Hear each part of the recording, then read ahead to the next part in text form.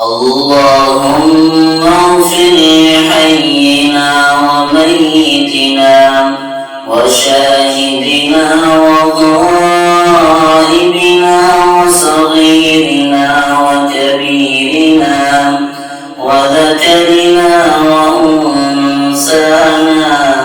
اللهم من أحييته منا فأحيه على الإسلام، ومن توفيته منا فتوفه على الإيمان.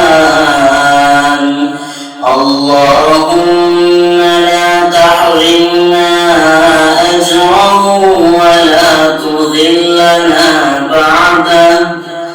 اللهم اغفر له وارحمه وعافه واعف عنه وأكرم نزله ووسع مدخله واغسله بالماء والثلج والبرد ونقه من الخطايا كما ينقى الثوب الأبيض من الدنس، وأبدله دارا خيرا من داره وأهلا خيرا من أهله وزوجا خيرا من زوجه، وأدخله الجنة وأعذه من عذاب القبر ومن عذاب النار.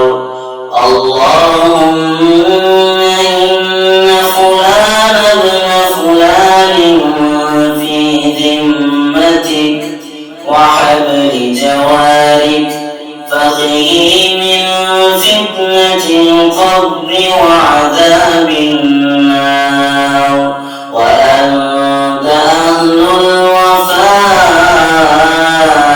والحق، فاغفر له وارحمه